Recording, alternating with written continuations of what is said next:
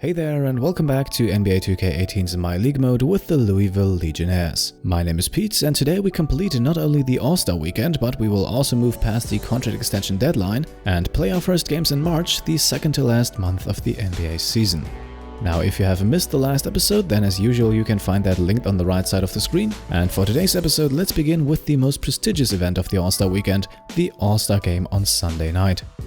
First of all, a quick look at who has been selected as an All-Star this year. In the Western Conference, the group is headlined by James Harden, but we have a lot of other familiar names here as well. And we also have one very interesting newcomer in the group in Lonzo Ball. Only in his second NBA season, Ball already makes his first All-Star appearance. The Eastern Conference then is stacked with both LeBron James and Kevin Durant on the same team. The most interesting choice, however, probably LeBron's teammate Luka Doncic. The 20-year-old rookie already appeared on All-Star Friday night in the Rising Stars Challenge, and today he will step onto the court again as one of the youngest NBA All-Stars in league history. Nikola Vucevic was also voted as an All-Star, but he's currently suffering from an injury, and he would eventually be replaced by Hassan Whiteside. The All-Star game itself then ends with a rather clear victory for the East, headlined by 19 points from Kyrie Irving and 15 points and 9 rebounds from Kevin Durant. For the West, Paul George the scoring leader with 17, but all in all a bit disappointing here to not see a single standout performance. With that, however, we have the All-Star weekend behind us, and we now have 3 more days to rest before our next game against the Boston Celtics. Now, one quick note here, in the last episode we had a minor injury to Juan Hernangomez, who was therefore removed from the rotation and instead Cheick Diallo got some minutes, and Diallo really made an impact. Now, we still have Diallo's contract extension open for discussion, which is why for the next game he will stay in the rotation and Hernangomez will stay out, just in an effort to slightly increase the sample size of games Diallo plays for us before we enter possible negotiations.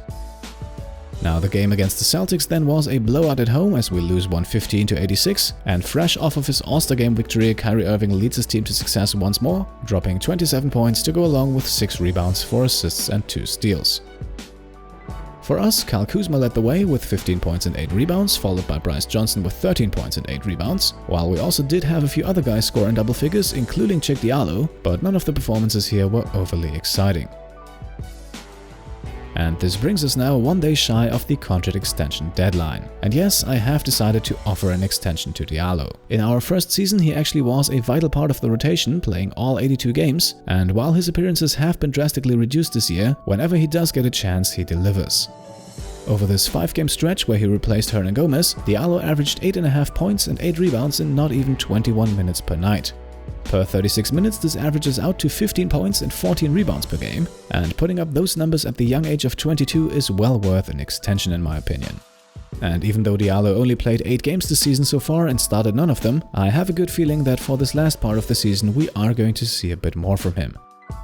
Those 8 games with their limited playing time are also a very good reason to not go completely overboard with the extension here, and that also reflects in Diallo's asking price of roughly $5 million per year. And I am willing to give him that, $5 million flat for 3 seasons with a team option for season number 4. That is a contract that could turn out to be a steal if Diallo continues to produce. On the other hand, if he fails to make the rotation consistently, it's also a contract that we should be able to move rather easily. And Diallo happily accepts, and with that we have all contract extensions taken care of. For Tyler Ulis, we will accept the team option that he still has coming up, and Alex Abrines can simply test the free agency market.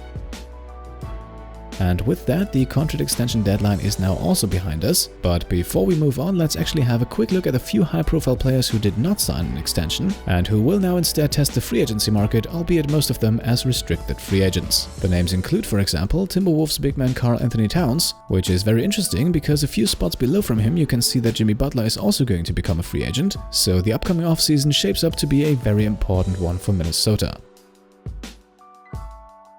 Another guy who did not sign a contract extension is the Denver Nuggets' Nikola Jokic, and the Nuggets, who currently fight for one of the lower playoff seats in the Western Conference, should have an equally interesting offseason.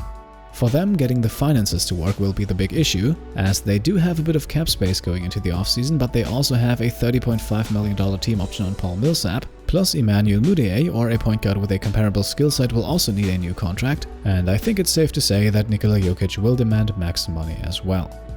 Another guy who will very likely get a maximum contract is the Philadelphia 76ers' Joel Embiid, but at least here the Sixers should have no problems bringing him back. so we will of course keep an eye out for young talent during the offseason, but the main focus will be the point guard position, and I hope to be able to fill that in the draft. Now, I think it's time that we wrap up the week and finally get a bit of gameplay into the episode, and we're doing that with a game against the Memphis Grizzlies, who are currently dead last in the Western Conference with the worst record in the entire league. And once again, Diallo is in and Hernangomez is out, but let's talk rotations after the game is over. The first half of this game was surprisingly close, and even though we had a rather large lead in the second quarter, the Grizzlies never really went away, at least for the first 24 minutes. Rodney Hood led all scorers with 14 points at halftime, but both Rashad Vaughn and Kyle Kuzma added their fair share of scoring as well.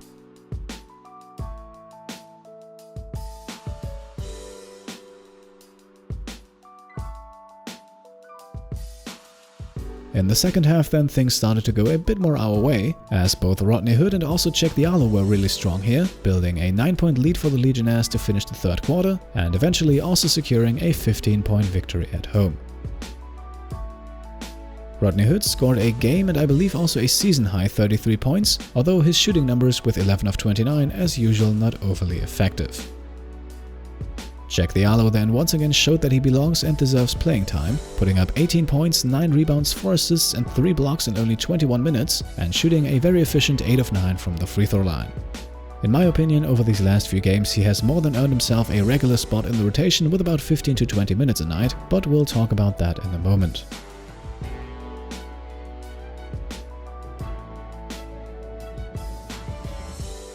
Rashad Vaughn is also slowly growing into a player that I wouldn't want to miss coming off the bench, doing a little bit of everything, and he's definitely much better in that regard compared to Alex Abrines, as Vaughn finishes today's game with 16 points, 4 rebounds, 3 assists and 2 steals. Last but not least, Kyle Kuzma barely misses the double-double with 15 points and 9 rebounds, and I quickly want to address something here. A lot of you guys have asked me to start him at the power forward, which of course at the moment is not ideal since we have the small forward position to fill anyway with Richardson out, but going forward I would actually like to keep him coming off the bench, mainly because otherwise we will very likely run into a problem that we already faced last season, and that is to have too many scoring options in the first unit and not enough in the second. This was already a bit of an issue in this game, as we had Hood, Kuzma and Johnson in the starting lineup, and we got somewhat lucky with Diallo having a great game here, but right now the only other guy who is able to produce off the bench is Rashad Vaughn, and that does lead to a noticeable drop in production for the bench unit. So therefore, with the recent performances in mind, let's quickly talk rotations. What you can see here is the rotation that we will go with until both Ferrell and Richardson are back from their injuries. We will start with the unit that has started for the past few games, with Ulis at the point guard and Hood at the shooting guard, with Kuzma and Johnson manning the forward spots and Bamba at the center. Off the bench at point guard we have Derek White for about 18 minutes a game, to be replaced by Yogi Ferrell once he's back from his injury. Backing up the shooting guard is Rashad Vaughn, while at the small forward we have a bit of a change. Yes, we are going to play Juan Hernangomez off the bench at the 3. At least in 2K he is actually well suited for that position, and it continues a bit of a trend that we have going at the moment, because with Hood and Kuzma at the 2 and 3 we are playing some rather big lineups. So Hernangomez will man the 3 for about 18 minutes a night off the bench, hopefully with elite shooting from deep and the occasional mismatch against smaller defenders. This move now also frees up a permanent spot in the backup rotation for Cheick Diallo, who will play alongside Deontay Davis at the power forward position for about 20 minutes a night. Now, I also know that spacing isn't perfect with those two, so depending on production we might actually end up moving Diallo into the starting lineup, where Bamba has a bit more range compared to Davis. But right now let's try this lineup for at least the next week and see how the Legionnaires do in their upcoming game against the Charlotte Hornets. Well, not necessarily off to a good start here, as we lose in Charlotte 97 to 83. Ulis leads the way with 18 points ahead of Kuzma, who had 15 to go along with 8 rebounds, while Bamba double-doubles with 13 points and 11 rebounds and also with 3 blocks, but all of that not enough to get the victory here. Up next are the Clippers, and things are already looking a lot better here, as we come away with a narrow 4-point victory. Rodney Hood once again with a strong scoring performance, finishing the game with 29 points, while both Kuzma and Johnson added a double-double each, Kuzma with 11 rebounds and Johnson with 10. Last game of the week then against the Detroit Pistons, and good news, Yogi Ferrell is ready to return from his injury. And the adjustments to the rotation are quickly made, Yogi Ferrell in, Derek White out, the minutes stay the same, and we're ready to head off to Detroit. Sadly though, even without the injured Andre Drummond, the Pistons get the better of us, and we lose the game 88-97 on the road. Rodney Hood once again the leading scorer with 20 points, although also once again not overly efficient, while Diallo added 15, Kuzma 14 and Hernangomez 13.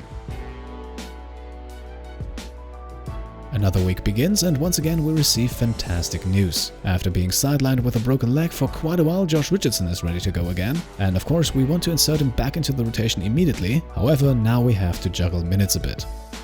And this right here is the end result. I didn't really want to take away minutes from Rashad Vaughn, and I wanted to keep Kyle Kuzma heavily involved as well, even with him coming off the bench now, and Hernangomez is also still getting a handful of minutes. Looking at this rotation though, I think one big project for the offseason will be to figure out how to structure a rotation for the frontcourt, because right now I think we need to get rid of at least one guy here, otherwise the rest will always suffer in regards to their playing time. Nonetheless, with the full squad back and ready to go, let's welcome the Oklahoma City Thunder to Louisville. The Thunder, by the way, coming off a 6-game win streak, and I say it right away, this game right here was one of the most intense ones I've played in a long time. Now, things started off fairly slow in the first quarter. Both teams really failed to score a lot for the first 4 or 5 minutes, but then things slowly turned around as both Russell Westbrook and a few of our guys got going. The main guys for us in the first half, as usual, Rodney Hood, but the returning Josh Richardson also continued like he never left, and maybe even the best performer of the half, at least for us, was Mo Bamba, who almost got himself the double-double before halftime with 9 points and 9 rebounds. Despite those performances, Russell Westbrook and the Thunder defense keeping their team in the game, as OKC heads into halftime with a narrow 1-point lead. The third quarter then was a constant and intense back and forth, with Richardson and Kuzma being the most important scorers for us, and the Legionnaires actually managed to turn things around and create a small lead of their own to head into the fourth quarter.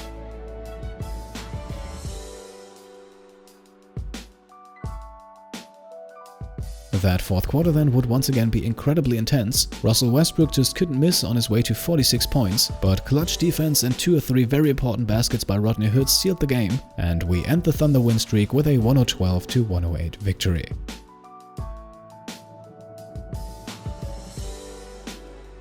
Rodney Hood would also end up being the leading scorer with 24 points on a very efficient 10 of 16 from the field, followed by Kyle Kuzma who had 20 and Josh Richardson who had 18 to go along with 7 rebounds.